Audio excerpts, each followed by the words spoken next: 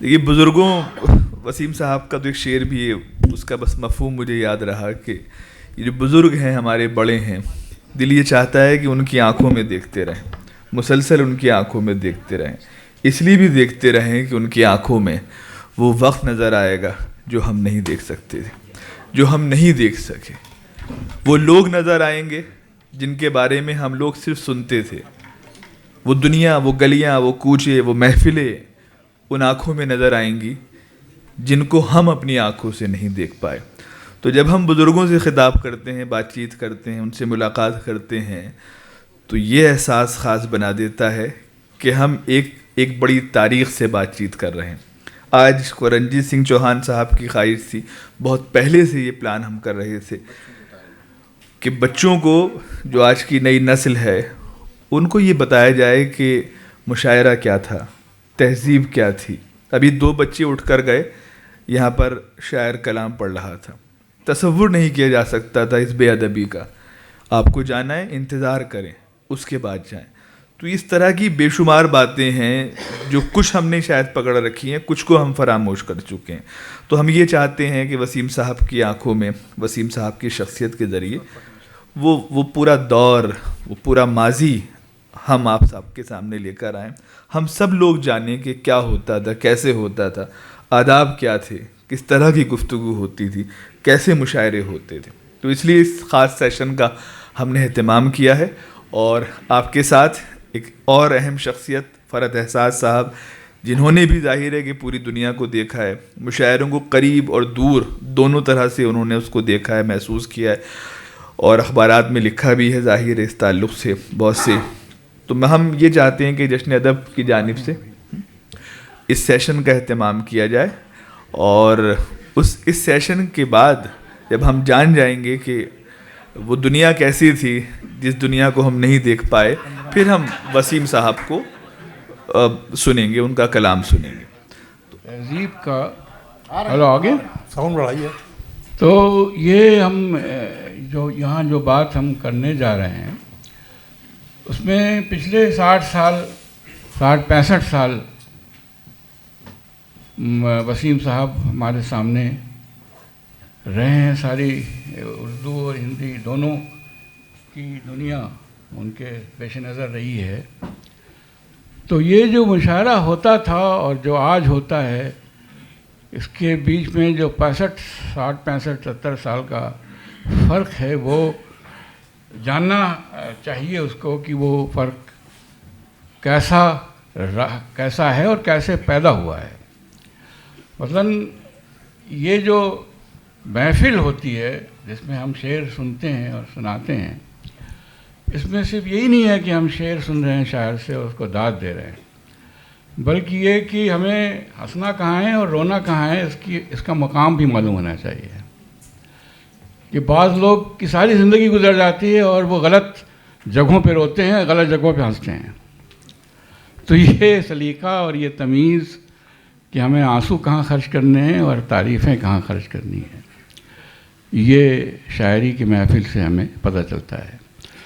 تو وسیم صاحب، آپ سے بات کرنے کا ایک مشکل کام مجھے دیا گیا ہے، تو زیادہ لفاظی میں نہ پڑھتے ہوئے آپ نے جو زندگی گزاری ہے شعر کہتے ہوئے، شعر سناتے ہوئے، تو یہ ایک اپنے آپ کو بھی جاننے کا عمل تھا، اور دوسروں کو بھی، دنیا کو اپنی اور اپنے معاشرے کو، اپنے لوگوں کو وہ کس طرح سے آپ سے کنیکٹ کرتے ہیں، کن باتوں پر کنیکٹ کرتے ہیں۔ تو ہم یہاں سے شروع کرتے ہیں کہ جب آپ نے شعر کہنے شروع کیے تو آپ کے گھر پہ ماحول تھا، یا اس وقت جو ہمارے 8-10 جو بڑے شاعر ہیں، جو جنہیں ہم کہہ سکتے ہیں پری ماڈرن، وہ فانی بدایونی اور جگر مراد آبادی، فراق صاحب، فراق گورکھپوری، تو وہ یاش یگانہ چنگیزی اور اس طرح کے لوگ جو تھے، جو ایک نئے زمانے کی جھلک ان کے ہاں مل رہی تھی، ان کے آثار مل رہے تھے۔ تو آپ نے، جگر صاحب تھے، تو کس طرح سے آپ ماحول کیا تھا جس میں آپ نے شعر کہنا شروع کیے، اور کس طرح سے آپ نے اپنے ذوق کی تربیت کی؟ ہاں فرحت صاحب، میں آپ کا شکر گزار ہوں کہ آپ نے بہت کافی پس منظر بتا دیا مشاعروں کی دنیا کا اپنی ہی گفتگو میں. میرے ساتھ جو آپ کا سوال ہے اس کی تفصیل میں بعد میں جاؤں گا، لیکن اتنی بات ضرور عرض کروں گا کہ یہ محفل جو ابھی تک شاعری کے ساتھ جڑی ہوئی تھی نثری گفتگو میں کتنی متحمل ہو سکتی ہے. مجھے یقین ہے کہ جو تربیت 14-15 سال میں ہمارے عزیز کو رنجیت سنگھ صاحب نے اس طرح کی محفلیں آراستہ کر کے کی ہے، آپ لوگوں کی تو یقیناً 10-15 منٹ آپ اس طرح کی گفتگو سننے کے متحمل ہی نہیں ہوں گے، بلکہ آپ اس کے اندر شرکت بھی فرمائیں گے، میرا یقین ہے. اس بات پر گفتگو کرنے سے پہلے کہ مشاعروں کے آداب کیا تھے، مشاعروں کی روایات کیا تھیں، ایک بہت طویل سلسلہ ہے. ظاہر بات ہے کہ میں 63 سال کو 15 منٹ میں سمیٹ نہیں سکتا، لیکن کچھ باتوں کو آپ کے ساتھ شیئر کیا جا سکتا ہے اور کچھ باتوں پر روشنی بھی ڈالی جا سکتی ہے. زمانہ بہت تیزی سے بدل رہا ہے، اس وقت کی طرف بھی اشارہ کیا جاتا ہے، لیکن بات میں یہاں سے شروع کرتا ہوں کہ درد دہلوی استاد شاعر، ہمارے ادب کے بڑے شاعر، وہ صوفی بزرگ بھی تھے. ان کی محفل میں دہلی میں ایک مخصوص دن تھا جہاں محفل سجا کرتی تھی، اور وہاں پر ان کے شاگردوں اور ان کے مریدین کے علاوہ جو معزز حضرات ہوتے تھے شہر کے، وہ بھی تشریف لایا کرتے تھے. تو وہ اتنی مشہور ہو چکی تھی کہ بادشاہ وقت کے صاحبزادے یعنی ولی عہد کی خواہش ہوئی کہ جا کر وہاں شرکت کریں اور دیکھیں. وہ محفل چل رہی تھی کہ بیٹھے بیٹھے ان کو یہ احساس ہوا کہ انہوں نے پہلو بدلا. پہلو بدلا یعنی صرف جیسے یوں کیا، جیسے یوں کیا، یہ پہلو بدلنا، صرف پہلو بدلا. تو درد صاحب کی نظر ان کے اس عمل کے اوپر گئی تو گھبرا کے بولے کہ حضور کچھ زحمت ہے، یعنی کچھ کشٹ ہے، کچھ تکلیف ہے، کچھ زحمت ہے. تو جواب آیا پھر زحمت فرمانے کی کیا ضرورت تھی. اب اس کے پیچھے جو ایک روح کا فرما ہے تہذیب کی، ثقافت کی اور علم مجلسی کی، اس کو سمجھنے کی ضرورت ہے. یہ مشاعرہ، یہ آپ بڑے خوش بخت لوگ ہیں.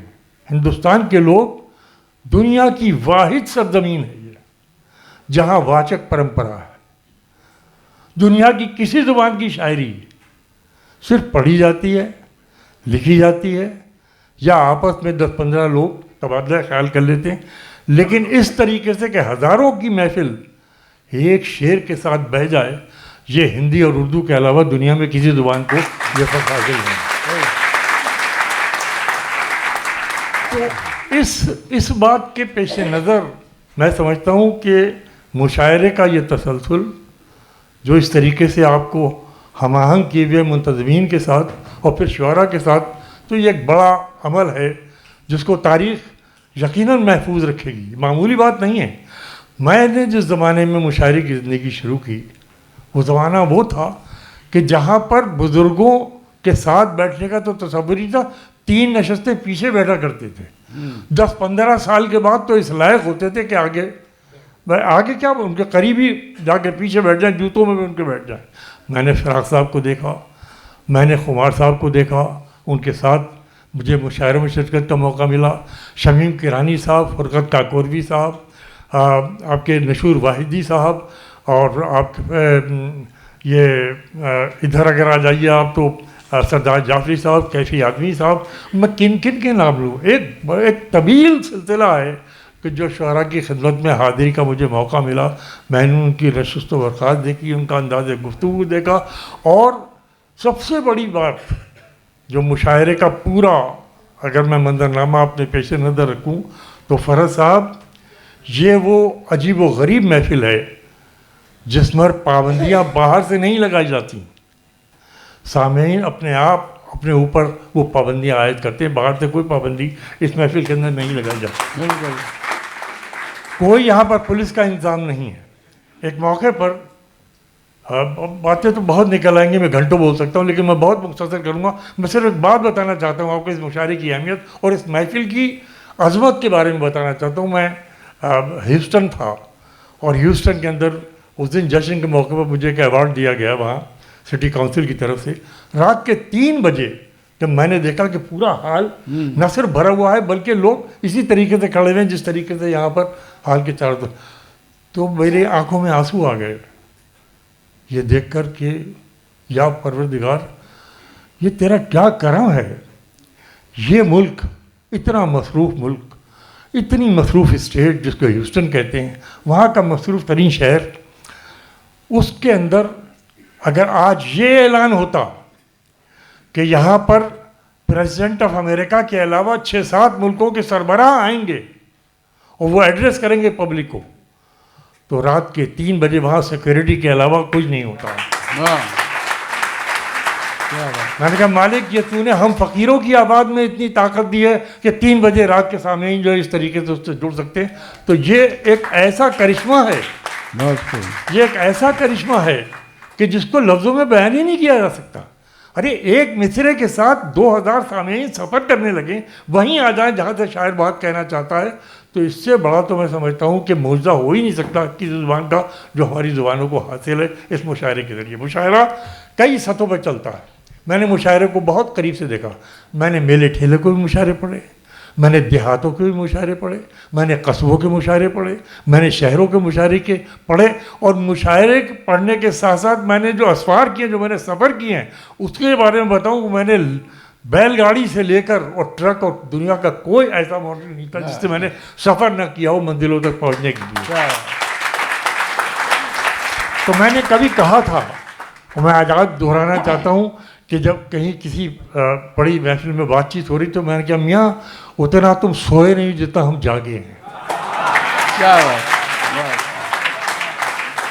تو یہ جاگنا جو تھا یہ معمولی جاگنا نہیں تھا، یہ وہ جاگنا تھا کہ جو رات کے 4 بجے بہار کے دور افتادہ گاؤں کے اندر زمین پر بیٹھے ہوئے سامعین کو بٹھایا رکھے ہوئے تھا شاعری کے لیے، اور اوپر سے شبنم ٹپک رہی تھی جنوری کے مہینے میں، اور اس وقت وہ بیٹھے ہوئے تھے. یہ کوئی معمولی کام نہیں ہے، یہ کوئی معمولی چیز نہیں ہے. اس مشاعرے کے آداب، اس مشاعرے کی جو طریقے، جو گفتگو کا طریقہ، بات چیت کا، آج تک آپ دیکھتے ہوں گے کہ یہ ایک روایت چلی آ رہی ہے کہ ہر شاعر جو بھی آتا ہے مائک کے اوپر وہ صدر کو مخاطب کرتا ہے، صدر سے اجازت لیتا ہے. یہ صدر کا انتخاب کس لیے ہوتا ہے کہ وہ اس ڈسپلن کا کنٹرولر ہوتا ہے وہاں پر، اس کو وہاں سے آج معاملات بدل گئے ہیں، آج ناظم کی شکل میں شعراء آ گئے ہیں اور تمام چیزیں بدلیں، لیکن ہم نے وہ وقت دیکھا ہے جب کہ بغیر صدر کے اشارے کے اگر کسی شعر کے اوپر صدر نے یوں کر کے سختی سے دیکھ بھی لیا تو شاعر کو ہٹنا پڑ جاتا، بیٹھ کے وہاں کلام نہیں پڑھ سکتا تھا. تو یہ تمام وہ چیزیں تھیں جو شاعری کے ساتھ جڑ دی. پھر یہاں نگاہ میں تلتا تھا مہکدے کا نظام. اگر استاد نے نظر بھر کے یوں دیکھ لیا تو شاعر کو پسینہ آ گیا کہ پتہ نہیں کہاں غلطی ہو گئی ہم سے. ہم نے وہ دور دیکھا ہے، ہم نے وہ دور دیکھا ہے کہ جس وقت ہم میں اس میں تھوڑا سا ایک واقعہ بھی بیان کرنا چاہتا ہوں مشاعرے کے حوالے سے، اس لیے کہ آپ کی دلچسپی کا سبب ہو سکتا ہے. کہ ایک نظم نگار شاعر ہیں، بڑے جوش خروش میں پڑھا کرتے، نام نہیں میں کسی کا لیتا بھی نہیں ہوں اور لوں گا بھی نہیں، بہت کامیاب مشاعرہ. اب یہ دیکھیے عوامی مشاعرہ ہو رہا ہے اور مخصوص مشاعرے جو ان میں کیا وہ بہت کامیاب ہو رہا ہے، چھتیں اڑی جا رہی ہیں، کہیں کہیں پر لفظی بھی ان کے مصروں میں ہو رہی ہے. فراق صاحب بیٹھے ہوئے ہیں اور کرسی کے اوپر جب وہ کیفی صاحب کے مفلوج ہو گئے تھے تو وہ کرسی پر بیٹھا کرتے تھے، تو فراق صاحب غور سے تک رہے ہیں. تو کیفی صاحب نے سر جھکایا، ان کا حضور بڑے غور سے نظم سن رہے ہیں. ان کا ہاں میاں دیکھ رہا ہوں، ڈالتا ہے پھاگتا نکالتا ہے کبوتر. اب یہ دیکھیے یہ مشاعرے سے جڑی ہوئی وہ تمام چیزیں تھیں کہ ہمارے عزیز زبیر رضی بنارس کا مشاعرہ تھا، فراق صاحب تشریف فرما تھے اس کے اندر، اور انہیں فراق صاحب تو بیٹھتے نہیں تھے پورے مشاعرے میں، آدھے مشاعرے سے پڑھ کر وہ چلے جاتے تھے، لہٰذا وہی ہوا. تو اس کے بعد ان کو بلا لیا گیا. تو آتے ہی زبیر صاحب نے کہا کہ فراز صاحب کے بعد کلام پڑھنا میرے لیے بڑی بے ادبی کی بات ہے. وہ موجود ہے یہاں پر اور وہ تشریف لے جائے. ان کے بعد میں کیسے پڑھوں گا؟ انہوں نے کہا میرے بعد پیدا ہو سکتے ہو تو میرے بعد پڑھنے میں تمہیں کیا کمال ہوگی. ہاں بالکل. یہ جملے یاد رکھے جاتے تھے. اب میں اس طرح کے بے شمار سنا سکتا ہوں مگر وقت نہیں ہے. میں تو صرف یہ کہنا چاہوں گا کہ مشاعرے نے بتدریج اپنا انداز بدلا. ایک وہ زمانہ تھا جب کہ ایسوسیشن مشاعرے کراتی تھیں, اس کی نمائش کی کمیٹیاں مشاعرے کراتی تھیں, اسکول اور کالجز کی ادبی انجمنیں مشاعرے کراتی تھیں, یونیورسٹیز کے اردو ڈپارٹمنٹس مشاعرے کراتے تھے, اور سرکاری سطح پر آل انڈیا یہ آپ کا لال قلعے کا مشاعرہ, اور سب سے پرانا مشاعرہ ہندوستان کا, سب سے پرانا اور بڑا مشاعرہ ہندوستان کا وہ تھا دلی کلاتھ مل کا, جو آزادی سے پہلے ایک لائل پور میں ہوا کرتا تھا, یہ فیملی کراتی تھی, اور دوسرا دہلی میں ہوا کرتا تھا. آزادی کے بعد انہی نے ہندو پاک مشاعرے کی ابتدا کی, اور یہ مشاعرہ بڑے تسلسل کے ساتھ قائم رہا. میں سمجھتا ہوں کہ اردو زبان و ادب کی تاریخ میں دلی کلاتھ مل کی کوششوں کو نظر انداز نہیں کیا جا سکتا مشاعرے کے حوالے سے. مگر اس مشاعرے کے بھی آداب محفل تھے, اور اس کا گواہ ایک میں ہوں. یہ واقعہ سنا کے میں بات ختم کرنا چاہوں گا. ایسا ہوا کہ میرے اندر کچھ ایسی چیزیں تھی کہ میں دنیا کی تمام چیزوں سے سمجھوتا کر سکتا تھا, کہیں خودداری کا سمجھوتا پروردگار عالم نے نہ پہلے دن کرایا اور مرنے کے قریب نہ آج تک کرایا. اس میں کتنا ہی میرا بڑا نقصان ہوا اس سے کوئی بحث نہیں, مگر بہت نوازا اس نے. میں نے اس چھوٹی سی حیثیت کی حفاظت کی جو پروردگار نے مجھے اس وجود کی شکل میں عطا کی تھی. چنانچہ میرا پہلا مشاعرہ تھا دلی کلاتھ چلتا کا. اب بھی نام میں نہیں لوں گا. میں چونکہ دلی یونیورسٹی میں پڑھا رہا تھا, ہندو کالج میں 2.5 سال پڑھا کر گیا تھا, 3 سال, تو میں پہلی مرتبہ یہاں مدعو ہوا اس کے اندر. اس زمانے تک میں جب تک دلی میں تھا یہاں پر ہندو کالج کے اندر, اس وقت تک میں دلی کلاتھ مل کا مشاعرہ تھا سامعین کی حیثیت سے سنا کرتا تھا, حرکت سے شیئر کرتا تھا مگر مشاعرہ ویسے سنتا تھا. نتیجہ یہ ہو کہ اس مشاعرے میں جب بلایا گیا تو بڑی, اس زمانے میں دلی کلاتھ مل میں بلایا جانا ایسا ہوتا تھا جیسے آپ کو جانا بھی کوئی بہت بڑا پرائز مل گیا ہو, جو نئے ابھرتے ہوئے شاعر ہو. میں گیا اس کے اندر, تو چونکہ دلی یونیورسٹی سے گیا تھا تو ڈاکٹر محمد حسن اور پورے اردو ڈپارٹمنٹ کے جتنے لوگ تھے وہ آگے بیٹھ کے اس مشاعرے کو سامعین کے لیے وہ آگے جو انکلوژر بنایا جاتا تھا وہاں تمام اہل علم اہل ادب بیٹھا کرتے تھے. وہاں بیٹھ کے وہ سارے لوگ سن رہے تھے. میں نے کلام پڑھا. کلام پڑھنے کے بعد چونکہ سب سے سلام دعا تھی, انہوں نے اشارہ کر دیا, میں نیچے بیٹھ گیا. میرے پاس ایک صاحب منتظمین میں سے آئے. ان کا صاحب آپ کو تو اوپر بیٹھنا تھا. میں نے کہا میرے سب ملنے والے ہیں, تھوڑی دیر بیٹھ کے چلا جاؤں گا ڈائس کے اوپر. مگر اب دیکھیے ان کا مشاعرے کا ڈسپلن تھا, میری گستاخی اپنی جگہ پر ہے. مگر کچھ دیر کے بعد وہ پھر آئے. نام میں پھر نہیں لوں گا, نام ان کا معلوم ہے, یعنی جو ان کا کنوینر, خاص کنوینر تھے, ان کا بھی نام مجھے معلوم ہے, مگر لوں گا نہیں میں. لہٰذا وہ یہ ہوا کہ جب دوبارہ آئے تو بولے صاحب وہ آپ کو تو ڈائس پہ بیٹھنا چاہیے. میں نے کہا کہ کوئی خاص بات؟ بولے صاحب کنوینر صاحب کا نام لیا جو تھے کہ وہ بہت برا مان رہے ہیں. تب مجھے میں نے کہا ابھی تک تو میرا ارادہ یہ تھا کہ میں کچھ دیر بیٹھ کے ڈائس پہ چلا جاؤں گا, لیکن اپنے کنوینر صاحب کو بتائیے گا کہ آپ نے مشاعرے میں شرکت کی شرطوں میں یہ بات نہیں لکھی تھی کہ مجھے کہاں بیٹھنا ہے. میں اپنی شرطوں پر آیا ہوں, اپنی شرطوں پر بیٹھوں گا, اپنی شرطوں پر جاؤں گا. اس زمانے میں ایک 23-24 سال کے لڑکے کا وہ جو ہندوستان کا سب سے بڑا مشاعرہ ارینج کرتا تھا, اس سے کہنا مطلب یہ بڑے حوصلے کی بات تھی جیسے کہنا چاہیے. اور اس کا نتیجہ بھی یہ ہوا کہ میں پھر 8 سال نہیں بلایا گیا. But doesn't matter. میرا مطلب کہنے کا یہ ہے کہ مشاعرے سے نکلی ہوئی کتنی چیزیں ہیں. یہاں پر ادب نے 3 سطح پر, یعنی مشاعرہ 3 سطح پہ سفر کرتا ہے. ایک ایبسلیوٹلی انٹلیکچوئل, ایک درمیانہ, اور ایک عام. تو ان تینوں سطحوں کو مشاعرہ ساتھ لے کر چلتا ہے. اتنا بڑا کوئی دنیا کا ادارہ نہیں ہے جو 3 سطحوں کے اوپر ایک لمحے میں جی رہا ہو, اور اس کی مثال اگر کہیں دی جا سکتی تو مشاعرے میں دی جاتی ہے. میں بہت بہت شکریہ ادا کرتا ہوں. اور بس بہت تفصیل سے آپ نے ساری باتیں بتائیں. بس یہ ایک سوال بہت میرے ذہن میں آ رہا ہے کہ آپ نے جو سفر کیا ہے پچھلے 65-60 سال پر, اس میں اب آپ کو کوئی گیپ کوئی نظر آتا ہے کہ شاعروں اور سامعین کے بیچ میں جو اس وقت تھا اور آج کوئی ایسی چیز پیدا ہو گئی ہو جو نہیں ہونی چاہیے تھی یا آپ کو محسوس ہوتی ہے کہ اس میں فرض صاحب اس میں کچھ پہلو جو ہیں بہت ہی مثبت ہیں، کچھ منفی ہیں۔ اصل میں کیا تھا کہ مشاعروں میں کافی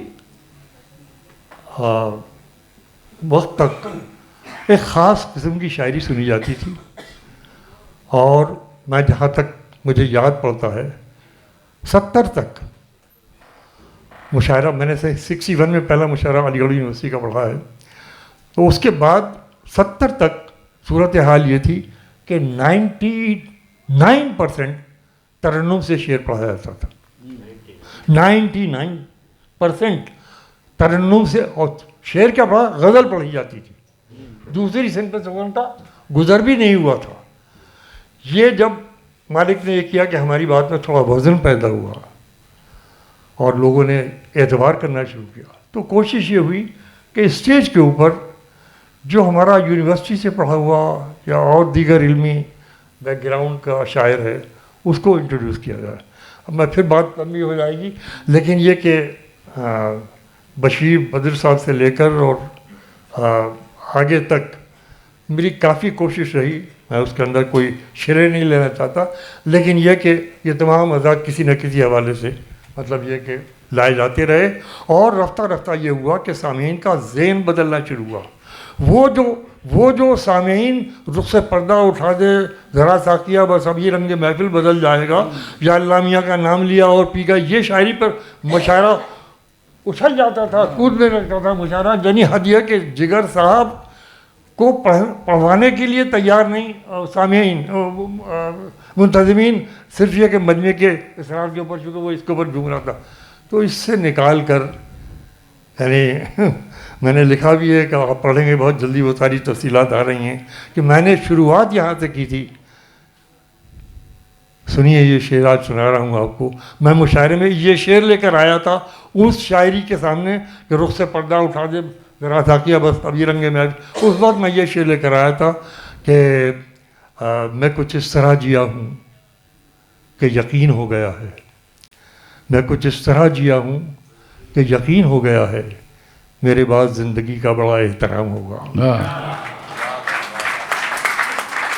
اور اس کے بعد ایک کارواں بنتا چلا گیا، اور اس کے بعد یہ ہوا کہ وہ لوگ پیچھے ہوتے گئے اور مشاعرے کے اوپر، یعنی آپ یقین کیجئے کہ میں تو 75 میں رہا، اور لوگ سب آتے رہے، اور ایک بڑا سلسلہ شروع ہوا، ادھر ایاز جھانسی اور ادھر کشمیری نور، اور یہ تمام لوگوں نے مل کر یہاں سے لے کر ہندوستان سے باہر پاکستان، اور پاکستان سے مڈل ایسٹ، اور مڈل ایسٹ سے امریکہ تک وہ شاعری کا سلسلہ چلا کہ مشاعرے اپنی آب و تاب کے ساتھ نہ صرف بڑھے بلکہ معیاری ہوتے چلے گئے، اور وہاں پر سامعین جو تھے وہ فیصلہ کرنے میں انہوں نے ان اشخاص کو مسترد کرنا شروع کر دیا جن کے اوپر کتنی وہ جمعہ کرتے تھے، انہوں نے فکر پسند شاعری کے شعراء جو تھے ان کو لبیک کہنا شروع کیا، اور ایک بڑا حلقہ جو تھا مشاعروں کے اوپر حاوی ہوتا چلا گیا، جہاں ہم نے اعلیٰ ترین شاعری، اور فراق صاحب کو جب سنا جا رہا ہے اور یوں سنا جا رہا ہے کہ ایک وہ ملنا، ایک یہ ملنا، دیکھیے تو اب یہ شاعری پڑھی جا رہی ہے، فراق صاحب 3 نسلیں موجود ہیں اسٹیج کے اوپر، 3 نسلیں موجود ہیں، اور پھر اس کے بعد ہر ایک نے اپنا سننے کا زاویہ بنا لیا، سوچنے کا انداز بنا لیا کہ ایک وہ ملنا، ایک یہ ملنا، کیا تو مجھ کو چھوڑ رہا ہے؟ کیا بات، کیا بڑی شاعری، اس دور میں زندگی بشر کی بیمار کی رات ہو گئی، یہاں سے شاعری چل رہی ہے، اور جناب علی حمزہ سے مقتدی جو ہیں وہ کہہ رہے ہیں کہ جو مجھ میں تجھ میں چلا آ رہا ہے صدیوں سے، کہیں حیات اسی فاصلے کا نام نہ ہو۔ تو کہنے کا میرا منشا یہ ہے کہ وہ زمانہ بدل کے یہاں پہنچ گیا، اور اب ہم آ گئے ایسے اسٹیج پر کہ جہاں پر ہمارے سامنے بہت بڑے بڑے چیلنجز ہیں، خاص طریقے سے سوشل میڈیا کا۔ Social media no doubt, social media نے برق رفتاری سے وہ کام کر دیا جو صدیاں نہیں کر سکتی، جو وہ مہینوں میں ہو گیا وہ کام، لیکن اس کا ایک پہلو اور بھی ہے جہاں میں اس کو لبیک کہتا ہوں، میں اس کو ویلکم کرتا ہوں، وہاں پر میرا کہنا یہ ضرور ہے کہ اتنی شدت سے اب وہ چیزیں آ رہی ہیں کہ جس کے اندر جلد بازی زیادہ ہے، جس کے اندر تحمل نہیں ہے، جس میں तहम्मुल बसा क्या होता है? साधना। ये कला जो है आपकी, ये शायरी जो है साधना, ये पूरे पूरे जीवन की साधना। जी, बिल्कुल। और इस साधना के साथ जीना, यानी आप समझिए कि आपने सुना होगा वो वाक़या कि महादेवी वर्मा जी और निराला जी, निराला जी पहुंचते हैं रक्षाबंधन पर अपने महादेवी वर्मा जी के घर पर, और आवाज़ देते हैं, वो कहते हैं कि 12 रुपए ले आओ। तो कहती है खैरियत, रक्षाबंधन का दिन, उनका 2 रुपये रक्षा वाले को देना है और 10 रुपये तो इन्हें एक के देना है। क्या ये अजीम हस्ती हैं, ये अजीम हस्तियाँ ऐसे थोड़ी बन गई। ये एक बार पता नहीं मुझे कहना चाहिए नहीं कहना चाहिए, लेकिन एक बार ऐसा हुआ था मेरे सामने, किसी बड़े फिल्म एक्टर के सिलसिले में उन्होंने कोई बात अपने पिताजी के बारे में कही थी, तो उस पर चर्चा चल पड़ी हिंदी में। मुझे भी जिद करके जी टीवी ने, मैंने कहा भाई मुझे काहे के लिए घसीट रहे हैं आप? बोले नहीं साहब आपको जरूर लेना। तो मैंने उसके हवाले से ये बात कही थी, मैं इस बात आपके सामने शेयर करना चाहता हूँ बग़ैर नाम लिए हुए। मैंने उनसे कहा कि जहाँ तक उनके पुत्र का, उनके बेटे की अक़ीदत का सवाल है, श्रद्धा का सवाल है, मैं उसको सलाम करता हूँ कि वो अपने पिता की जी के सिलसिले में ये बात सोच रहे हैं। लेकिन एक बात बताना चाहता हूँ कि इस सारे उनके इज़्ज़त अफजाई के साथ मैं उनको ये बताना चाहता हूँ कि वो इस सदी के बड़े हो सकते हैं, मगर उनके पिताजी हर सदी के बड़े हैं। क्या बात। और मैंने कहा माफ़ कीजिएगा कि कालिदास से लेकर और नज़ीर तक किसी कवि और किसी शायर का बेटा फिल्म एक्टर नहीं था। क्या बात है। मगर सदियों से हैं, सदियों तक रहेंगे। क्या बात। तो ये फ़कीरी, ये त्याग, ये अपने वजूद से अपने आप को निछावर कर देना, इस कला के साथ रच बस जाना। देखिए आज आपको बहार तो आज भी दिखाई दे रही है शायरी में, मगर बहार के साथ जो उसको सूंघने का सुख है, फूलों को सूंघने का सुख है, उससे किसी ना किसी हद तक कमी आई है। तो मैं चाहूँगा कि आज की नई नस्ल को ये पैगाम देना चाहूँगा, पता नहीं कल मैं आपसे बात करने के लायक रहूँ न रहूँ, यहाँ रहूँ ना, मगर ये कहना चाहता हूँ कि आपके अंदर जो आपके वजूद की खुशबू परवरदिगार ने आपको दी है, उसको दूसरों तक पहुँचाने के लिए उसे पूरी साधना के साथ बाहर आने का मौका दीजिए। जल्दबाजी न कीजिए। शोहरतें जिनका मुकद्दर होती हैं उन्हें मिल के रहती हैं, बस ज़रा इंतज़ार कीजिए।